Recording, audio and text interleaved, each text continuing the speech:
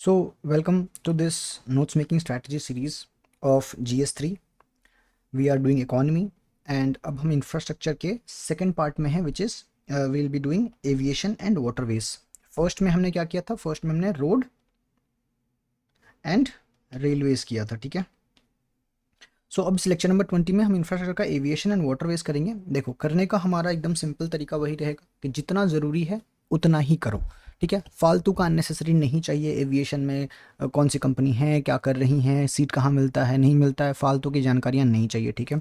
सो हमारा पढ़ने का गोल बिल्कुल सही रहेगा। कोई भी एक सेक्टर जो पकड़ रहे हैं, सेक्टर का करंट स्टेटस, ठीक है, चैलेंजेस, ठीक है, गवर्नमेंट इनिशिएटिव्स, ठीक है? जैसे करंट स्टेटस जब पढ़ेंगे तो उस पता लग जाएगा इसमें कैपेबिलिटीज़ और क्या है, इसी में पता लग जाएगा।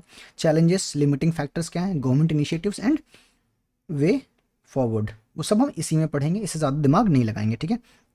अब आ जाइए, अब रोड एंड रेलवेज खत्म हो गया। जैसे रोड में रेलवे में किया कि करंट स्टेटस किया, तो उसी तरीके से एविएशन में भी करंट स्टेटस करेंगे एंड देन उस हिसाब से पोर्ट में भी करंट स्टेटस करेंगे। अब करंट स्टेटस में इट्स बोथ अबाउट कैपेसिटी, सिर्फ कैपेसिटी ही नहीं, उसकी करंट स्ट्रक्चर क्या है, करंट कंट्रीब्यूशन क्या है, ये सब जो प्रॉपर स्टेटस देखते हैं जो हमें एग्जाम में यूजफुल हो सकता है, ठीक है? अब आ जाओ एविएशन सेक्टर में। एंड एविएशन सेक्टर में रिमेंबर हम सिविल सेक्टर देख रहे हैं, मिलिट्री सेक्टर नहीं देख रहे हैं, वो हमारे स्कोप से भी बाहर है, ठीक है? सो करंट सिनेरियो में जब आएंगे ना, तो एविएशन सेक्टर में there are so many positivity in India, ठीक है? एक तो पहला फास्टेस्ट ग्रोइंग है, ठीक है, one of the fastest growing, at present we are third largest, ठीक है? और fastest growing civil aviation market है हम। उड़ान जो कि गवर्नमेंट का है, उड़े देश का आम आदमी, ठीक है, आम नागरिक, sorry, has significantly improved regional air connectivity, ठीक है? It's not for international, it's for regional, ठीक है? And then 50% of Indian womens are pilot, ठीक है? सॉरी, 50% ऑफ वुमेन क्या बोल रहा हूँ मैं, sorry, totally wrong. 15% of Indian pilots are women. 15% of Indian women are pilot तो बहुत बड़ा बात हो जाता है। तो 15% of Indian pilots are women, okay? और ये very distinct characteristic of Indian aviation का है। ग्लोबल एवरेज 5% ही है, 5% of any airlines of any country are pilots are women, ठीक है? और इंडिया टारगेट कर रहा है कि 400+ एयरपोर्ट, ठीक है, वो भी ऑपरेशनल, ये नहीं कि बना दिया, वैसे तो हैं, तो हमारे पास एयरपोर्ट्स, एयरबेसेस बहुत सारे, ठीक है? But India is targeting 400+ airports by 2047, that is 100 years of our country. अब आ जाओ, उससे पहले गवर्नमेंट इनिशिएटिव्स देखें हम, उससे पहले हम देखते हैं कि चैलेंजेस क्या थे। अब देखो, चैलेंजेस अगर से एविएशन सेक्टर का पढ़ते हैं तो डायमेंशन क्या हो सकता है चैलेंजेस पढ़ने का? हैप्पैज़ार्ड वे में भी चैलेंजेस पढ़ते हैं, जो याद आ रहा है चैलेंजेस पढ़ लें कि हाँ, टाइमली ऑपरेशनल नहीं है, हो सकता है एयरपोर्ट इंफ्रास्ट्रक्चर नहीं है, हो सकता है रीजनल कनेक्टिविटी कम है। Rather than reading it in haphazard manner, हम इसको एक डायमेंशनली पढ़ेंगे कि पहले सेफ्टी डायमेंशन से पढ़ लेते हैं, सेफ्टी डायमेंशन पढ़ने के बिजनेस डायमेंशन से पढ़ लेंगे and then will study about operational and financial dimension से पढ़ेंगे। अब आ जाओ सेफ्टी चैलेंजेस में। अभी रिसेंटली एक्सीडेंट हुआ है, we know, Air India flight जिसकी एक्सीडेंट हुई है अहमदाबाद में। सो हम इसी आधार पे ये चीज़ जानेंगे कि ये एक पोटेंशियल क्वेश्चन बन सकता है, ठीक है? So technical failure is one safety challenge, infrastructure gap है, ठीक है, जैसे सर्विस एंड मेंटेनेंस का गैप है, क्योंकि only few selected airports provide service and maintenance. और इससे क्या होता है, ये सिग्नलिंग एंड सेफ्टी जो है, इससे नहीं, मतलब सिग्नलिंग एंड सेफ्टी पैरामीटर्स जो है वो भी हम कई जगह पे लैक करते हैं। जैसे आप देखोगे, not majorly very few Indian airports have ILS system. What is ILS? It is instrument landing system. आप किसी भी एयरपोर्ट पे देखते होगे ना, अगर ऐसे रनवे है, ठीक है, रनवे के ये मार्किंग्स हैं, ठीक है, एंड टुवर्ड्स द एंड आप देखते होगे ऐसे ऐसे एंटीना होते हैं, बहुत दूर तक होते हैं ये antenna. This is instrument landing system. ये और यहाँ पे होता है 4 लाइट्स जिसको पैपी लाइट्स बोलते हैं, ठीक है? So this glide slope and ये प्रोवाइड करता है, मतलब जब आप एविएशन में देखोगे, so it gives you glide slope कि आपको ग्लाइड करके कहाँ टच डाउन करना है, and this also gives you horizontal and vertical guidance की आपको कहाँ पे, दिस इज रेडियो बीकन होता है। सो आईएलएस इंफ्रास्ट्रक्चर गैप है, ठीक है? So signalling and safety issues है। देन इमरजेंसी रिस्पॉन्स भी बहुत कम है। Example Charkhi Dadri mid air collision, ठीक है, ये भी हुआ था किसकी वजह से? Due to malfunctioning and non functioning of different equipments. तो आप बताओगे चरखी दादरी एयर कोलिजन में, मैंने पिछले वीडियो में पूछा था आपसे, अब बताओगे चरखी दादरी मिड एयर कोलिजन किस 2 एयरक्राफ्ट के बीच में हुई थी, ठीक है? कौन से 2 कैरियर थे वो, ठीक है? ऑपरेशन एंड रेगुलेटरी लैप्सेस है, yes. Poor flight plan, non SOP adherence, ठीक है, जैसे मणिपुर एयर क्रैश नवंबर 1991 का। रिमेंबर क्या मतलब पढ़ना, मतलब पढ़ने की जरूरत नहीं है, बस जस्ट एन एग्जांपल कि ये ऑपरेशनल एंड रेगुलेटरी एरर की वजह से हुआ था। इन्वायरमेंटल एंड नेचुरल कॉज भी यस हैं, कैसे? रिमेंबर हमारे first CDS Bipin Rawat, I guess he was general Bipin Rawat, yes general Bipin Rawat, general Bipin Rawat, इनका एक्सीडेंट किस वजह से हुआ था? Helicopter crash. It was environmental natural cause, ठीक है, मतलब पायलट एरर से इंडियन, ठीक है, but fog was the main reason, ठीक है। एंड रिमेंबर कैलिकट एयरक्राफ्ट, ठीक है, कैलिकट हेवी रेन 2020 में, a plane coming from Abu Dhabi और दुबई आई गेस, ठीक है। Then we have bird strikes. So these are what safety challenges. Safety challenge के अंदर क्या? सेफ्टी में टेक्निकल चैलेंजेस हो सकता है, इंफ्रास्ट्रक्चर गैप हो सकता है, ऑपरेशनल रेगुलरिटीज का चैलेंज हो सकता है, इन्वायरमेंटल नेचुरल कॉज हो सकते हैं। देन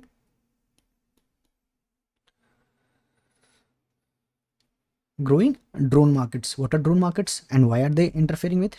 Remember, aviation industry में एयरपोर्ट के around there are some areas called no fly zone, ठीक है। If there are drones lasers in this area, it can interfere with pilots ability of flying, it can interfere with signalling issue, radio beacons हैं, ठीक है, radio jams हो सकते हैं, ठीक है। अगर रेडियो जैमिंग करने के लिए इनको ड्रोन्स को लगाया जाए, रेडियो जैमर्स लगाया जाए ड्रोन को बैन करने के लिए, it can interfere with aircraft equipments. So these are safety challenges. Then duopoly का चैलेंजेस है। रिमेंबर इंडियन एविएशन इंडस्ट्री जो है it is dominated by two major players, IndiGo and airline. पहले तो बहुत सारी थी, स्पाइस जेट था, जेट एयरवेज था। स्पाइस जेट का भी हालत तो देख रहे हो कितनी ख़राब है, जेट एयरवेज इज़ गॉन, ठीक है, Kingfisher is gone, Go Airways is gone, almost is they are going away. अभी एक रिसेंटली ही वॉज इंडियन ब्रोकर इन्वेस्टर, मतलब इन्वेस्टर थे, वो कौन थे, हु पास्ड अवे आकाशा शुरू करने से पहले, ठीक है, Akasa airlines. So there are very few, but domination किसका है? इंडिगो एंड एयर इंडिया का। अभी एयर इंडिया ने 500 कुछ एयरप्लेन्स का ऑर्डर किया है, इंडिगो हैज़ गॉन इंक्रीज, मतलब IndiGo is a case study to study how it has gone up. So और ये डेटा हम कहाँ से लाते हैं? CCCI से। कंसर्न्स क्या हैं इसमें, ठीक है, कंसर्न्स आर कि जब डुओपॉली होगा तो क्या बढ़ जाएगा? नेक्सस बढ़ेगा। It will what, it will reduce the competition, higher fare, ठीक है। क्यों?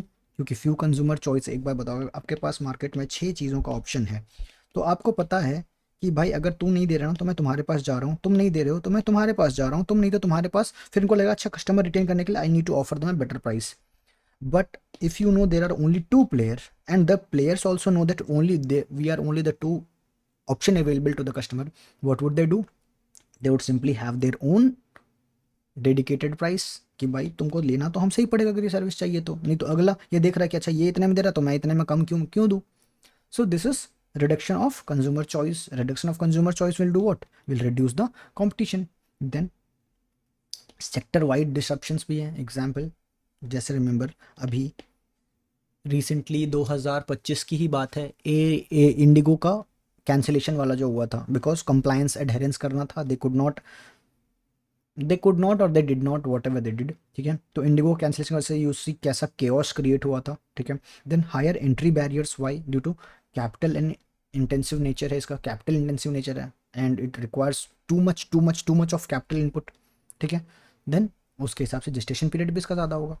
ऑपरेशनल कॉस्ट भी है, ऑपरेशन, ठीक है। फाइनेंशियल चैलेंजेस भी है ना, क्यों? क्योंकि अभी तुरंत हमने देखा कि भाई इसके साथ साथ सिर्फ यही नहीं है, ये लिमिटिंग फैक्टर में तो आपका ये है ही, क्या बोलता हूँ, हाई इनिशियल बैरियर, कॉस्ट का बैरियर, बट ऑपरेशनल कॉस्ट भी बहुत ज़्यादा है। जैसे एयरपोर्ट फीस बहुत ज़्यादा है, aviation turbine fuel is very costly. India है क्या 60% कॉस्टलियर देन एशियन नेशन से, that is aircraft turbine fuel is very costly. और मिडल ईस्ट से तो बहुत ही ज़्यादा महंगा है, almost 60% costlier. So any aviation industries का प्लेन जो होंगी वो इंडिया लैंड करने से पहले क्या करेंगी? अपना फ्यूल दूसरे देश से लेके आएंगी, वरना क्योंकि अगर उनको टर्बाइन फ्यूल यहाँ खरीदना पड़ा तो it is very expensive. So we are losing on that market as well. So these are challenges. अब जब हम चैलेंजेस देख लिए तो गवर्नमेंट क्या करेगी? गवर्नमेंट इनिशिएटिव अपने मन से थोड़े शुरू करेगी कि चलो सब एयरक्राफ्ट इंडस्ट्री में सब बढ़िया चल रहा है, कुछ ऐसा करते हैं, नया चीज़ ही करते हैं जो प्रॉब्लम है ही नहीं, will create a solution then search for a problem, नहीं, we can not. So what will do? Government will do eventually what is expected out of the government to be what, to be facilitator. Government से यही expect करते हैं ना कि facilitator रहो। Government ने अभी एयर इंडिया को भी प्राइवेटाइज क्यों किया? रिमेंबर मैंने आपको बताया था कि government has no business being in business, right. अब आ जाओ, तो कनेक्टिविटी एंड इंफ्रास्ट्रक्चर के लिए गवर्नमेंट कुछ काम करेगी, एविएशन सेफ्टी के लिए काम करेगी, राइट। देन उसी हिसाब से रेगुलेटरी फ्रेमवर्क के लिए कुछ काम करेगी कि भाई रेगुलेटरी फ्रेमवर्क लाने के लिए एजेंसीज बनाएंगी गवर्नमेंट। अब आ जाओ, देखो कनेक्टिविटी एंड इंफ्रास्ट्रक्चर में क्या कर रही है गवर्नमेंट? उड़ान स्कीम, व्हाट इज दिस? उड़े देश का आम नागरिक is what is sorry is what concretization of what? Democratization of airport. कि सिर्फ तुम्हारा हक नहीं है, किसी एक इंडस्ट्री का हक नहीं है, किसी एक प्लेयर का हक नहीं है। This is a democratic institution airport.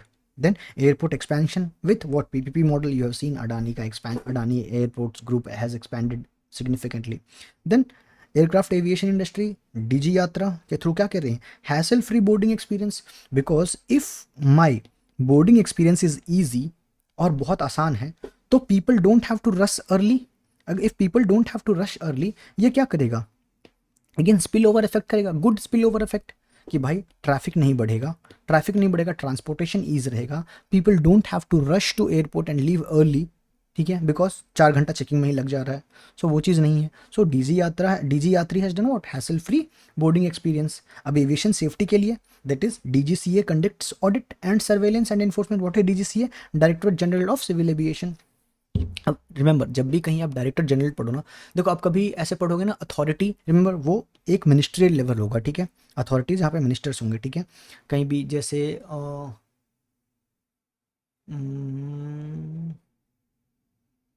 Airport authorities, ठीक है। So these are what? These are जो अंडर मिनिस्ट्री डील हो रही हैं, ठीक है, not exactly under ministry but again ministries के अंडर डील हो रही हैं। व्हेन यू रीड डीजीसीए, जैसे डायरेक्टर जनरल किसी में पढ़ लिया ना, तो remember that's an attached office to the ministry, ठीक है। तो DGCAs conduct audit and surveillance and enforcement. Then you have national aviation safety plan, जिसको NASP बोलते हैं, and this has done what? This has aligned India's national aviation, मतलब India's national aviation safety को with the international civil aviation organisation के safety standards के अनुसार। Then we have given greater emphasis on what?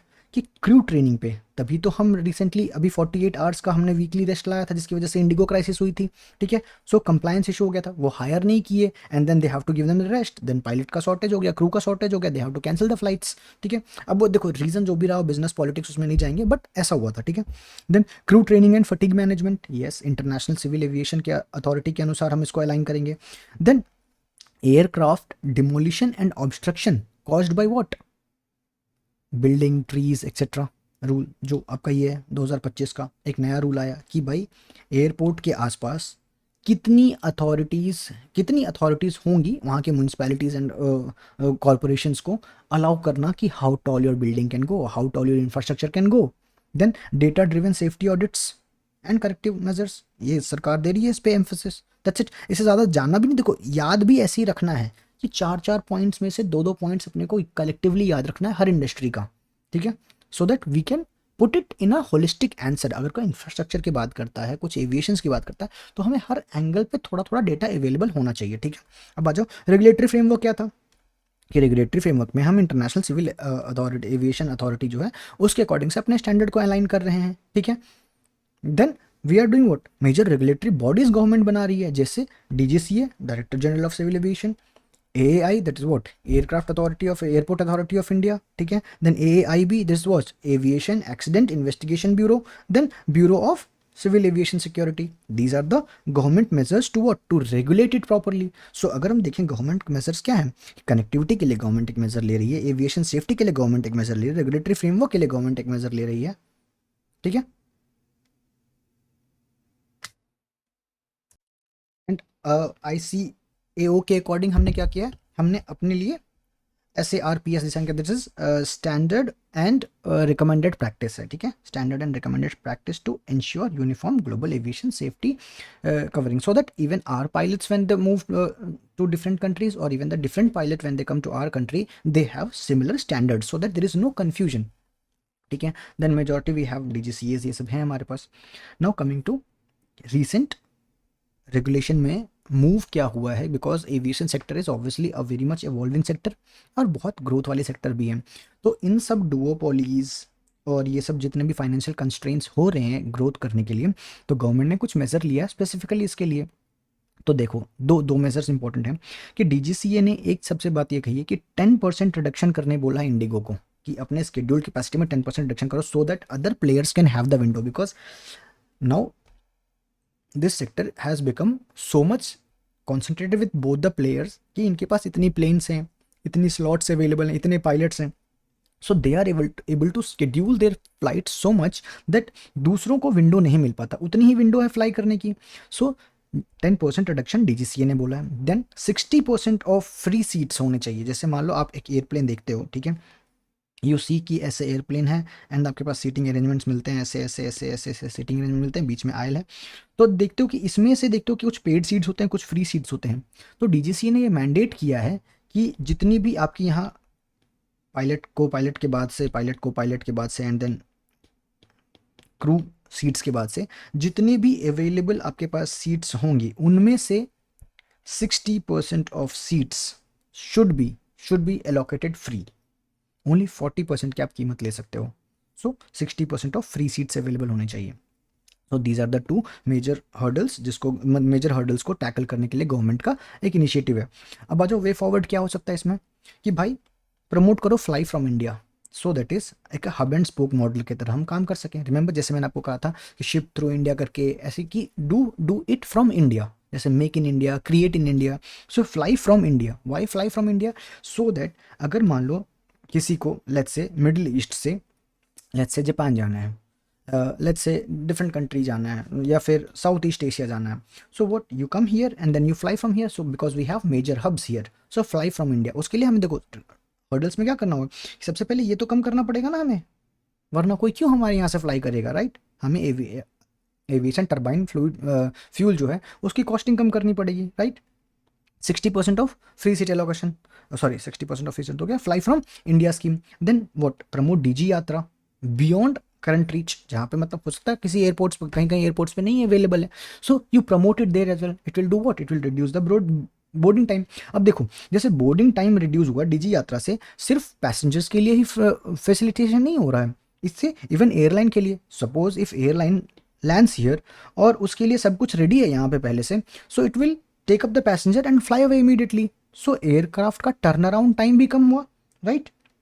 Turn around time reduces for aircraft, then it reduces MRO. What is MRO? There is maintain, repair and overhaul costing reduce करो। यही सब तो problem में देखा था हमने कि भाई इतनी ज़्यादा कॉस्टिंग हो रही है, इंडिया में टर्न अराउंड टाइम बहुत ज़्यादा लग रहा है, राइट। सो इन सबको चैलेंज को एड्रेस करना पड़ेगा। Then modernise what, sorry monetise ideal assets. Airport authorities के पास जो आइडियल एसेट्स पड़े हैं उसको मॉडर्न, अब देखते हो ना शॉपिंग मॉल्स बने होते हैं, क्यों एयरपोर्ट को इतना बड़ा बनाना क्यों ज़रूरी है? इसलिए नहीं कि एयरपोर्ट डिमांड्स उतना बड़ा इंफ्रास्ट्रक्चर, रनवे चाहिए, टर्मिनल चाहिए, लेकिन टर्मिनल इतना बड़ा क्यों होता है? क्योंकि इस स्पेस को मोनेटाइज किया जा सके, right, so that authorities can earn from sitting idle assets. अगर इससे अथॉरिटी, ऐसे एयरपोर्ट अथॉरिटी अगर अर्न कर सकती है, so this will be cross subsidised with the aircraft landing charges and ultimately the benefit will be to whom? To the consumers flying it, and then we'll regulate ATF का taxation fluid, because fly from India अगर कराना है तो we'll have to reduce this, ठीक है। अब global airport में देखोगे एक स्टैंडर्ड है कि 40% जो कमाई होता है ना वो नॉन एरो एक्टिविटी से, जैसे मैंने आपको बताया कि शॉपिंग मॉल, ये सब कॉम्प्लेक्सेस, ड्यूटी फ्री स्टोर्स, इन सब से ही कमाई होती है। And then also government must adopt this what, this is zero tolerance approach, कि भाई रिपोर्टिंग कल्चर डेवलप कराओ, विसिल ब्लोअर कल्चर डेवलप कराओ, कि अगर किसी को पता लगता है, जैसे रिमेंबर एयर इंडिया एविएशन में भी बहुत सारी थ्योरीज निकल के आई कि हाँ ये एविएशन में पहले रिपोर्ट हो चुका था ये इशू, बट अगेन उस पर काम नहीं हुआ। सो अगर जीरो टॉलरेंस अप्रोच हमने डेवलप कर लिया तो इससे क्या हुआ कि कोई भी इशू रिपोर्ट होती है और उसको इमीडिएटली सॉल्व करना है, it has to be solve, fine. अब इसी सब में एक और सबसे इंपॉर्टेंट टॉपिक आता है, that is of ghost airport, ठीक है। अब देखो गोस्ट एयरपोर्ट पढ़ रहे हैं कि भाई एयरपोर्ट तो बन गया यहाँ पे, लेकिन यहाँ से एक दो दिन उद्घाटन के, एक दो दिन बाद फ्लाइट उड़ी, फिर उड़ना बंद हो गया। सो this is a very possible question कि ये आ सकता है। तो what is ghost airport issue? This is newly built airport, ठीक है, और अपग्रेडेड एयरपोर्ट, या तो ग्रीनफील्ड हो या ब्राउनफील्ड हो। What is greenfield? जो एकदम बेस से स्क्रैच से शुरू किया गया इंफ्रास्ट्रक्चर हो, या फिर ब्राउनफील्ड उनको बोलते हैं जो ऑलरेडी बनी थी उसको मॉडर्नाइज किया हमने। Upgrade airport that remains dormant और ceases to operate shortly after opening या जो भी है, ठीक है। सो रिसेंट डेटा क्या है, 6 out of 7 airport in UP since 2021 have suspended the commercial flight. अब देखो ये सबसे सबसे स्ट्रॉन्ग पॉइंट है ये कि भाई गोस्ट एयरपोर्ट इशू हो रहा है। रीजन क्या है कि सब्सिडी ट्रैप है। अब सब्सिडी ट्रैप समझने के लिए ना वायबिलिटी गैप फंडिंग होता है। देखो जैसे एक एयरपोर्ट यहाँ बना, गवर्नमेंट ने बोला कि अच्छा आप शुरू कीजिए, और लोगों को जब तक इसके बारे में अच्छे से पता लग जाता है, जब से यहाँ से लोग अच्छे से उड़ना शुरू कर देते हैं और अच्छे से यहाँ से आपकी फ़्लाइट सर्विस शुरू होती है, तब तक आपको जो यहाँ से टेक ऑफ एंड लैंडिंग का कॉस्ट है ना, उसकी बीच में जो आप कंज्यूमर से ले रहे हैं और जो आपको इवेंचुअली खर्चा आ रहा है, इसके बीच की जो गैप है, वायबिलिटी गैप, ये गवर्नमेंट पे करेगी, ठीक है। अब मान लो ये गवर्नमेंट कहती है 3 ईयर्स के लिए पे कर रहे हैं, तो 3 ईयर्स के लिए तो एयरपोर्ट बढ़िया चल रहा है, लेकिन 3 ईयर्स के बाद जब गवर्नमेंट वायबिलिटी गैप फंडिंग करना बंद कर देती है, तो क्या, अगर ये भाड़ा इंक्रीज कर देते हैं तो consumer stop flying from here. So इस वजह से क्या होता है कि सब्सिडी ट्रैप में फंस गई है वो सेक्टर, वो एविएशन की जो कंपनी है। सो यही है viability gap funding. Then what, this is very important thing कि प्रॉक्सिमिटी कम हो गया है। क्यों, मान लो यहाँ से 100 किलोमीटर पे यहाँ पे एक ऑलरेडी एयरपोर्ट था, 100 किलोमीटर के अंदर आपने दूसरे एयरपोर्ट बना दे, तो यहाँ से यहाँ जाने के लिए तो ऑब्वियसली लोग नहीं यूज़ करेंगे, यहाँ से बाहर जाने के लिए यूज़ करेंगे। बट अगर ये एग्जिस्टिंग एयरपोर्ट ऑलरेडी सस्ता है तो लोग यहाँ से क्यों फ्लाई करेंगे इफ़ इट इज़ एक्सपेंसिव। यहाँ पे वायबिलिटी गैप है, so people will do what, people will travel to here and then fly from here. Then infrastructure gap, yes how, कि मेनी एयरपोर्ट जो बना दिए जा रहे हैं दे लैक ILS। जैसे आपको पहले बताया कि नाइट लैंडिंग पॉसिबल नहीं है, दिन में ही लैंडिंग करना है, तो सारे दिन के स्लॉट में ही सारा एयरपोर्ट अपने आप, सारे जितने भी एयरक्राफ्ट कंपनीज है अपने आप, अपने एयरलाइन कंपनीज अपनी एयरक्राफ्ट उतारना चाहेंगे, तो शॉर्ट विंडो में ज़्यादा एयरक्राफ्ट उतरना है, तो ज़्यादा एयरक्राफ्ट उतरना तो ज़्यादा कॉस्टिंग पड़ेगा, right. So the dynamic pricing will go up and then have shorter runways. जितनी ज़रूरत है रनवेज की उतनी, तो उसके हिसाब से क्या होता है कि छोटी प्लेन ही उतर सकती है वहाँ पे। जैसे एयरबस A320 ही उतर सकती है, you can not put a dream liner there, you can not put Airbus A380 there.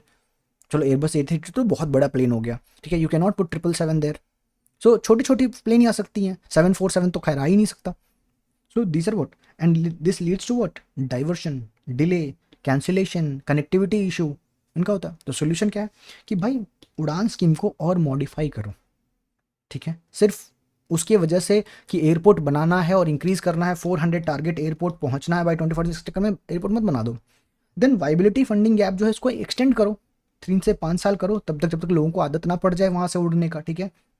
Then operate and maintenance support भी देना पड़ेगा, बिकॉज अगर सब कुछ एयरलाइन के ऊपर छोड़ दिया जाए तो it can not, government has to be the facilitator. Then Atmanirbhar aircraft, this is तो very very very very crucial stage, because there are only very few companies in the world which are dominating this aircraft manufacturing. जैसे एक तो Airbus है, दूसरा Boeing है, then we have some Bombardiers who are building the planes, then Cessnas वगैरह हैं। But India में ऐसी इंडस्ट्रीज नहीं है। सो जैसे इंडिया बनाती है, डॉर्नियर एयरक्राफ्ट बनाती है इंडिया, सो इसको पैसेंजर लेवल पे लेके चलो, ये तो छोटे छोटे हैं। So we need to move ahead in Atmanirbhar Bharat aircraft.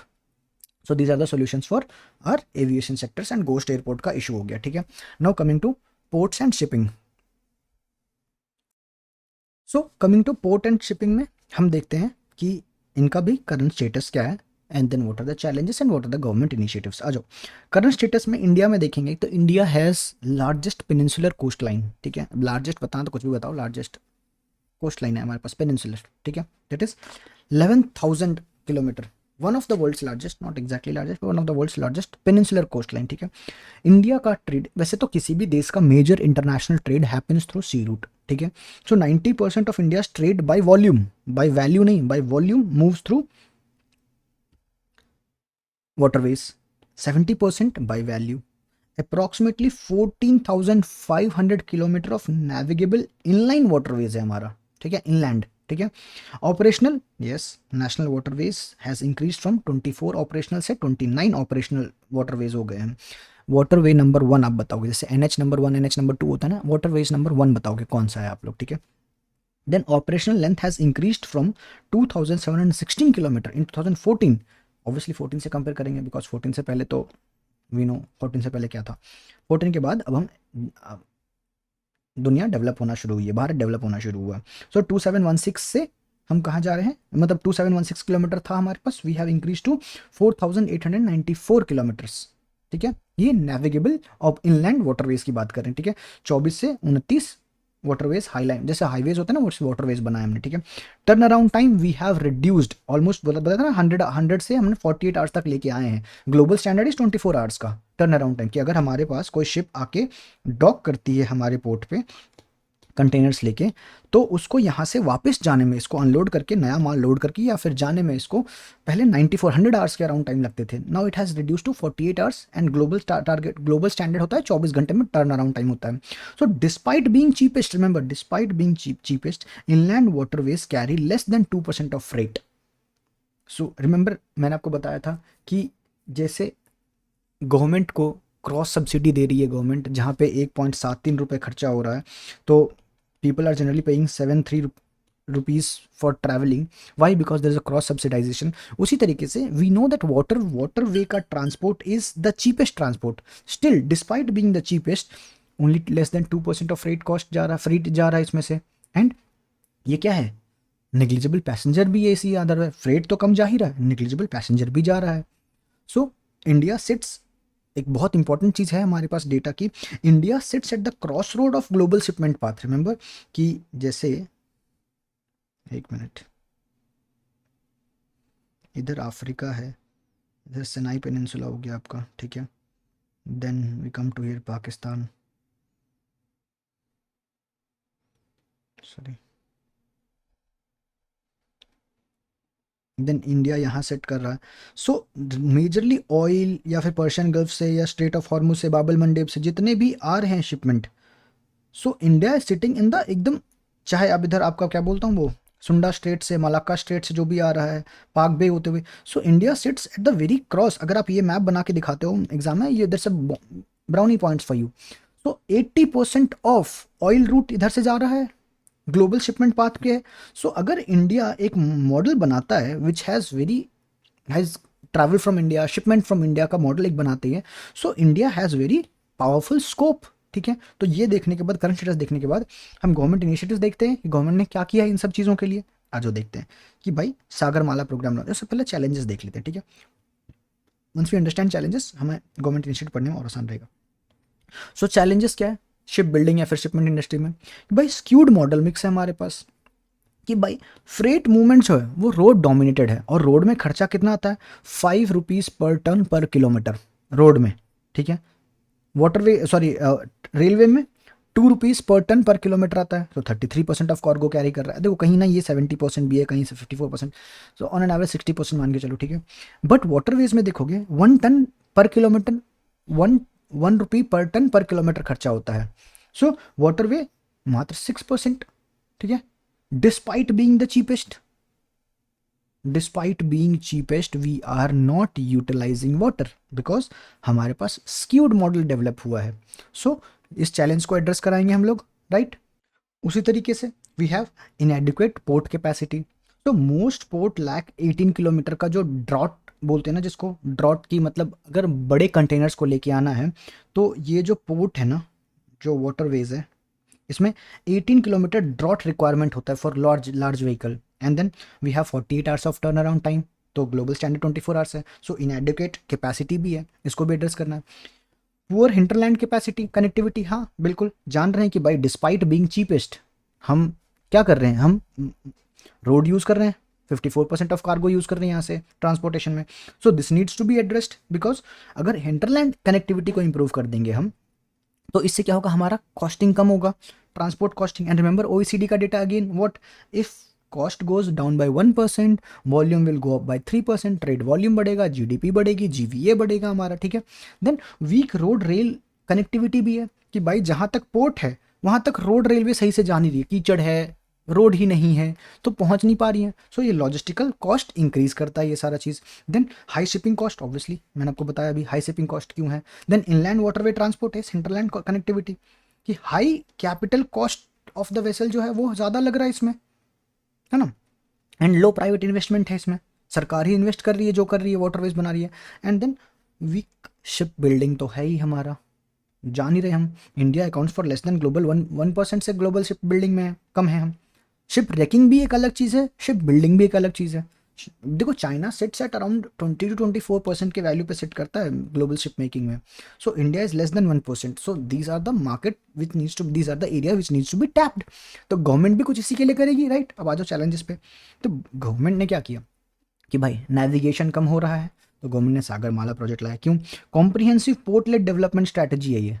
जैसे हम अभी भारतमाला प्रोजेक्ट लाए थे रोड के लिए, Sagarmala project is for what? For waterways के लिए। 802 projects to modernise port and logistics. Then major port authority act 2021 reform हुआ। क्या इसने क्या किया? ग्रांट ऑटोनॉमी, कि ऑटोनॉमी होगा तो वो ग्रो करेंगे, फास्टर डिसीजन मेकिंग होगा, एबिलिटी ऑफ पोर्ट इंक्रीज होएगी, ठीक है, फास्टर डिसीजन मेकिंग पोर्ट का। Ship building subsidy scheme, government ने क्या किया? Provide 20% of financial assistance to promote Indian shipyard. जैसे चाइना, साउथ कोरिया, ये सब शिप बिल्डिंग डेवलप हुआ है with the help of government यहाँ पे भी, ठीक है। गवर्नमेंट ने सिमिलरली यहाँ पे हेल्प किया है। सो अगर इफ इंडिया गेट्स दिस, कि गवर्नमेंट ने अगर वहाँ पे सब्सिडी देना शुरू कर दिया कि 20% ऑफ फाइनेंशियल असिस्टेंस गवर्नमेंट देगी, it's not just subsidy, it's a financial assistance, तो हमारा शिपयार्ड एंड शिप बिल्डिंग भी प्रमोट हो सकता है। देन टैक्स एग्जेम्पशंस, जैसे टनेज टैक्स जिसको बोलते हैं, जीएसटी, जैसे एविएशन में टैक्स लगता है, एविएशन फ्यूल का टैक्स से टनेज टैक्स लगता है। GST exemption on certain cases, कि भाई अगर आप इस केस में, जैसे रिमेंबर RODETP करते हैं, that is remission of duties and taxes on export, ठीक है। तो वैसे ही हम क्या कर सकते हैं? Tonnage tax and GST reduce कर सकते हैं। देन जलवाहक स्कीम, गवर्नमेंट ने जलवाहक स्कीम लॉन्च किया। व्हाट?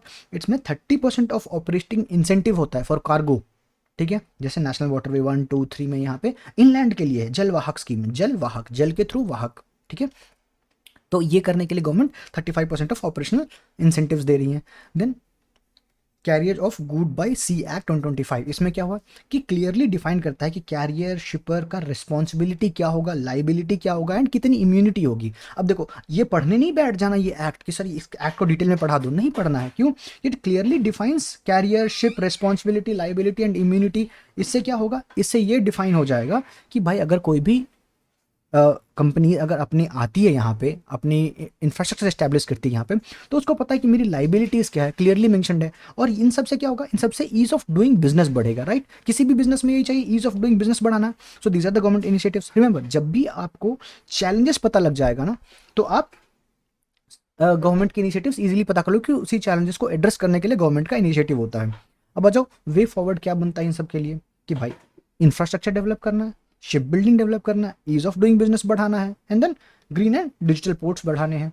तो इसके लिए क्या करना है इंफ्रास्ट्रक्चर के लिए, कि भाई एक्यूरेट जो सागरमाला प्रोजेक्ट है, देन आपका CEZ है, एंड पोर्ट कनेक्टिविटी को इम्प्रूव करो। Then improve what? Mechanised cargo handling, enable ship window, single window clearance, develop 18 kilometre draught जो चाहिए। मतलब जो जो चैलेंजेस आए हैं उन्हीं को एड्रेस करना इज वे फॉरवर्ड, ठीक है। शिप बिल्डिंग, इंक्रीज करो, फाइनेंशियल कंस्ट्रेंट्स है उनको रिमूव करो, promote ship repairs, ease of doing business, adopt global best practices standard को, जैसे हमने उसमें किया ना, what is this SRAP, that is standardised, कहाँ गया, एंड रिकमेंडेड प्रैक्टिसेस। तो उसी तरीके से इसमें भी हम एक्सेप्ट इंट्रोड्यूस करेंगे, शिपमेंट में भी। And then ease of doing business को हम प्राइवेट पब्लिक मॉडल से भी बढ़ा सकते हैं। And green and digital ports obviously, जैसे implement Harit Sagar, that is green project initiatives, की भाई ग्रीन फील्ड प्रोजेक्ट्स को डेवलप करो, है ना। Digital ports,